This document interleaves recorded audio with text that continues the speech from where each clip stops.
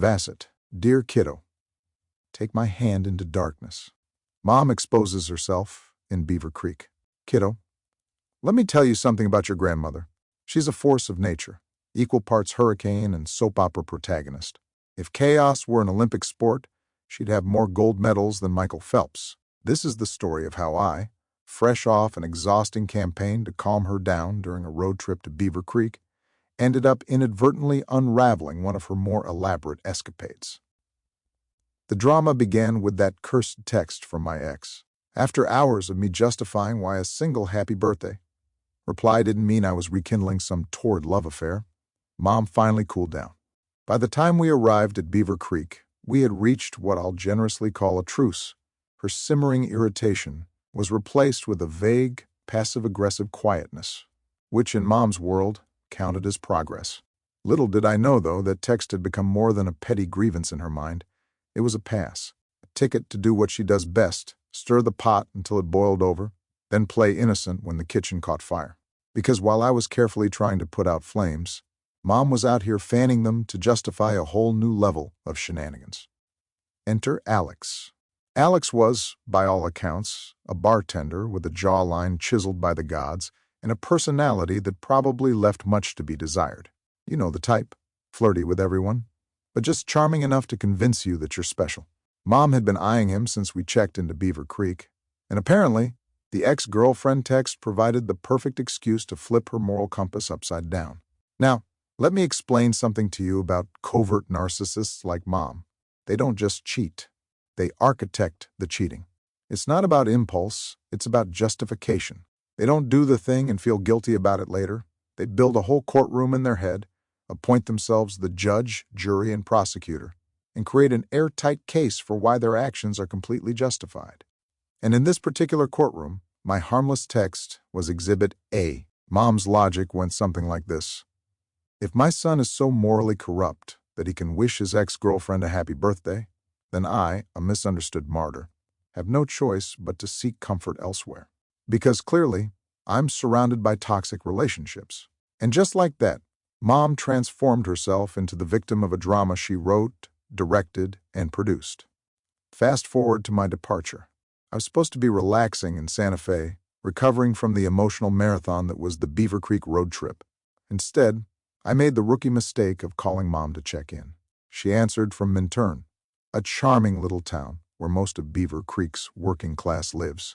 But this wasn't a casual, just out-and-about kind of call. No, Mom was in full-blown getting-ready mode. "Hi, sweetheart," she purred, her voice dripping with sugar and secrets. "I'm just straightening my hair. What's new with you?"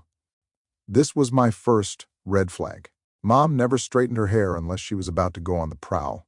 Her natural curls were part of her whole carefree bohemian goddess vibe. So if she was busting out the flat iron, it meant business. "Are you going out?" I asked, trying to sound nonchalant. There was a pause, too long to be innocent. "What makes you say that?" she asked, a little too brightly. "Because you're straightening your hair at 7:30 p.m. in a town where you don't know anyone, Mom. That's why." But I didn't say that. Instead, I tried a different angle. "Are you meeting anyone?" I asked, knowing full well she was.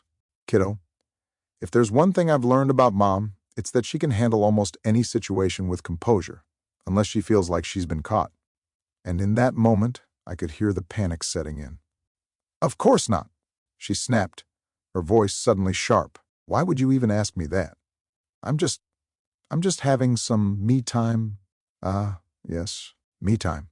The universal code for I'm doing something sketchy and don't want to admit it. The next day, she made a big show of coming home early, far earlier than planned. She claimed Beaver Creek just wasn't doing it for her anymore. But I knew better. She was running.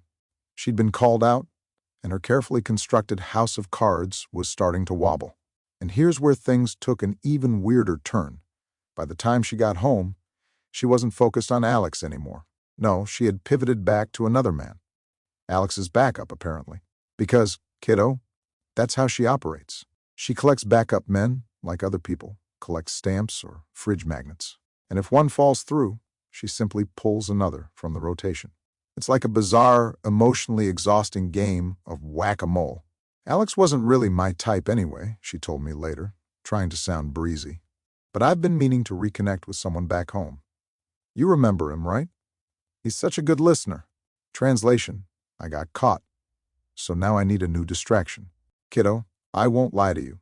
Dealing with mom can feel like playing chess against someone who changes the rules every 5 minutes and still accuses you of cheating. But here's the thing. As exhausting as it is, there's something almost impressive about the sheer audacity of it all. She lives her life like it's a soap opera, complete with plot twists, secret lovers, and dramatic exits. And while it's maddening, it's also kind of hilarious. So, take my hand into darkness, kiddo. Because if there's one thing you'll learn about this family, it's that we don't just survive the chaos, we thrive in it. And honestly, life's a lot more fun that way.